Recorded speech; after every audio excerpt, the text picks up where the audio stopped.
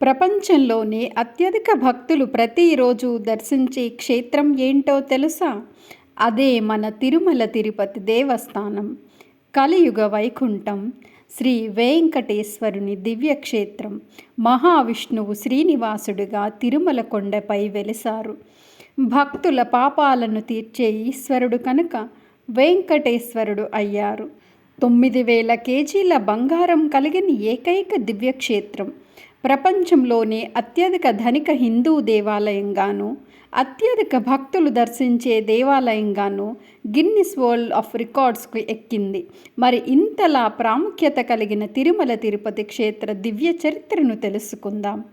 పూర్వకాలంలో సప్తర్షులు యజ్ఞం చేయటం ప్రారంభిస్తారు.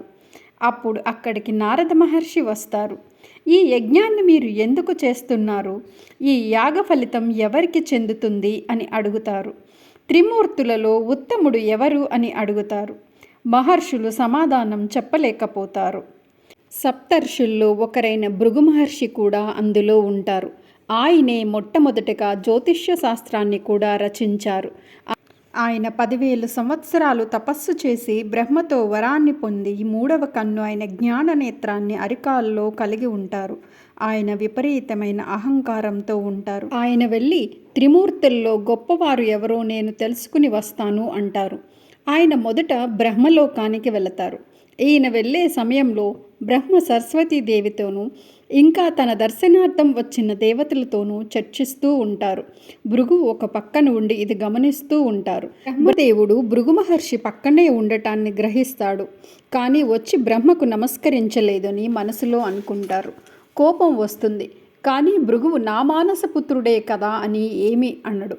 కానీ భృగు మహర్షి బ్రహ్మ మనసులోనిది జ్ఞాననేత్రం ద్వారా తెలుసుకుంటాడు. నేను వచ్చిన విషయం బ్రహ్మ గ్రహించి కూడా నాకు గౌరవ సత్కారం చెయ్యలేదని అవమానంగా భావించి విపరీతమైన అహంకారంతో నీకు భూలోకంలో పూజలు జరగకుండా ఉండుగాక అని శపిస్తాడు. అక్కడ నుండి బయలుదేరి భృగు మహర్షి కైలాసానికి వస్తాడు. అక్కడ పరమేశ్వరుడు పార్వతీదేవితో నాట్యం చేస్తూ ఉంటాడు. భృగు మహర్షి వచ్చిన విషయాన్ని గమనించడు. అది చూసి భృగు మహర్షికి ఇంకా కోపం వస్తుంది. నా రాకనే గమనించకుండా నాట్యంలో మునిగిపోతావా? అందుకు నీకు ఈ రూపంతో కాక నిరాకారంగా లింగ రూపంతో నువ్వు భూలోకంలో పూజలు అందుకుందువుగాక అని శపిస్తాడు. పరమేశ్వరుడి కంటే తానే గొప్పవాడిని అనుకుంటాడు భృగు మహర్షి. తర్వాత అక్కడి నుంచి కోపంగా బయలుదేరి వైకుంఠానికి వెళ్తాడు. అదే సమయంలో శ్రీ మహావిష్ణువు లక్ష్మీదేవితో ఏకాంతంలో ఉంటారు. అది చూసి భృగు మహర్షికి ఇంకా కోపం వస్తుంది. ఆ సమయంలో శ్రీ మహావిష్ణువు శేషతల్పంపై పడుకుని ఉంటారు. ఆయన కాళ్ళు భృగు మహర్షి వైపు ఉంటాయి. మహావిష్ణువు కాలు తన వైపు ఉండటాన్ని విపరీతమైన అవమానంగా భావించి వేగంగా వెళ్ళి విష్ణువు వక్షస్థలంపై కాలుతో తన్నుతాడు. అప్పుడు విష్ణువు చిరుమందహాసంతో, స్వామి క్షమించండి, మీ రాకను గమనించలేదు, ఆసీనులు కండి అని కూర్చోబెట్టి నమస్కారం చేస్తూ భృగువుకి సేవ చేస్తాడు. విష్ణుమూర్తి భృగువుతో, మీ పాదాలు అతి సున్నితమైనవి, నా వక్షస్థలం అత్యంత కఠినమైనది. ఏది మీ పాదాలకి నొప్పి కలిగి ఉంటుంది, మీకు మర్దన చేస్తాను అని భృగువు పాదం పట్టుకొని అరికాలులో ఉన్న 3వ కన్నుని గట్టిగా నొక్కి చిదిమి వేస్తాడు. అహంకార నేత్రం చిదిమిపోగానే భృగువు అహంకారం పోయి సిగ్గుతో విష్ణువుకు నమస్కరించి నీవే అందరికంటే ఉత్తమ దైవం అని చెప్పి అక్కడి నుంచి వెళ్ళిపోతాడు. అక్కడే ఉన్న లక్ష్మీదేవి ఇదంతా చూస్తుంది. భృగు మహర్షి కుమార్తెయే లక్ష్మీదేవి. ఆయన స్వయాన విష్ణుమూర్తికి మామగారు. విష్ణువు వక్షస్థలంపై భృగు మహర్షి తన్నటాన్ని లక్ష్మీదేవి అవమానంగా భావిస్తుంది. అంత అవమానం జరిగిన విష్ణుమూర్తి ఏమీ అనకపోవటంతో లక్ష్మీదేవికి చాలా కోపం వస్తుంది. విష్ణుమూర్తి మీద అలిగి వైకుంఠం వదిలి కరవీరపురానికి వెళ్ళిపోతుంది. అదే ఇప్పుడు మనం చూస్తున్న కొల్హాపూర్. అక్కడ శక్తిపీఠం కూడా ఉంది. ఇక్కడ మీరొక విషయాన్ని గుర్తుంచుకోవాలి. లక్ష్మీదేవి అవమానింపబడిన చోట ఎప్పుడూ ఉండదు. మనం ఎప్పుడూ లక్ష్మీదేవిని గౌరవించి పూజించాలి. డబ్బుందని గర్వమున్న చోట, విచ్చలవిడిగా ఖర్చు పెట్టినా, లక్ష్మి ఉందని అహంకారమున్నా అక్కడ లక్ష్మీదేవి నివసించదు. అందుకే మనం కొంతమందిని చూస్తూ ఉంటాం. ఎంత డబ్బు ఉన్నా ఒక్కసారి జీవితం తలకిందులు అయిపోతుంది.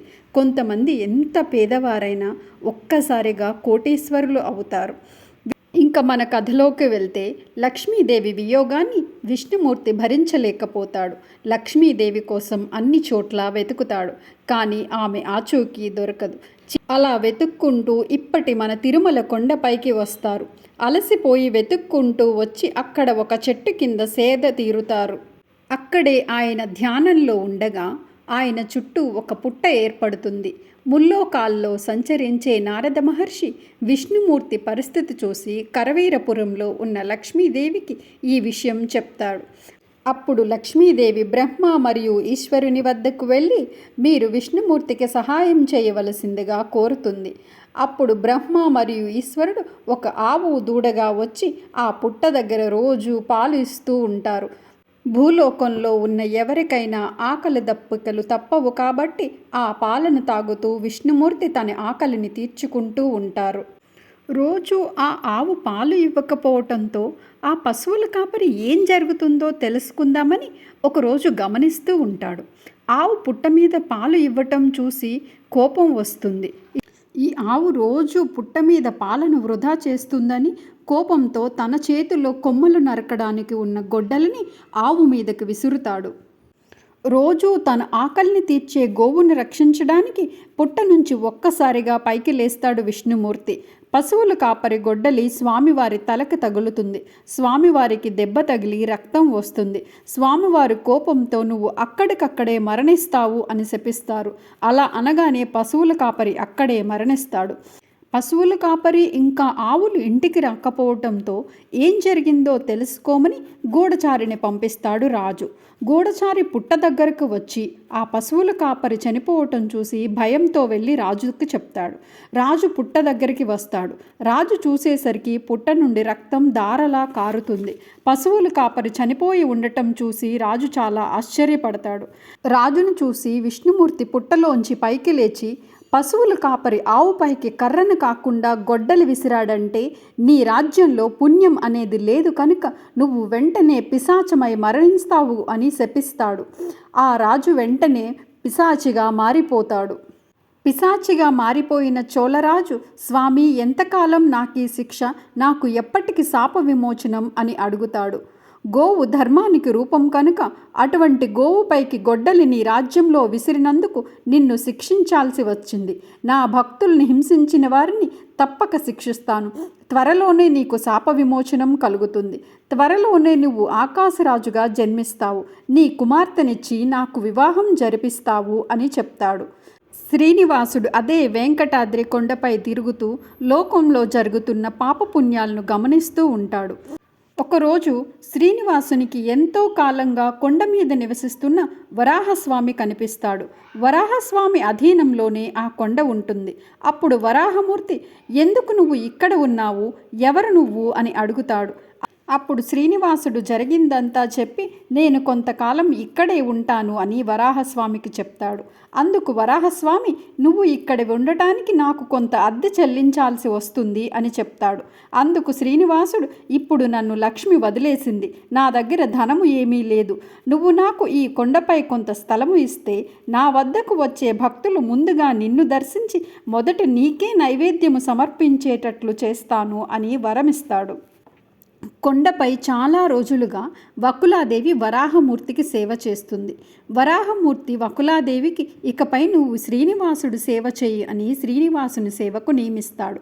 అప్పటి నుండి వకులాదేవి శ్రీనివాసునికి సేవ చేస్తూ ఉంటుంది. శ్రీనివాసుడు ఒకరోజు చెట్టు కింద నిద్రిస్తూ ఉంటాడు. అటుగా వెళుతున్న నీల అనే ఒక గంధర్వ కన్య శ్రీనివాసుని చూసి ఆగుతుంది. శ్రీనివాసుడికి పశువుల కాపరి విసిరిన గొడ్డలి వల్ల తగిలిన గాయం మానుతుంది, కానీ అక్కడ జుట్టు రాదు. ఎంతో అందంగా ఉన్న శ్రీనివాసుడికి తలలో జుట్టు లేకపోవటంతో అది చూసిన నీల తన శిరోజాలను తీసి శ్రీనివాసునికి పెడుతుంది.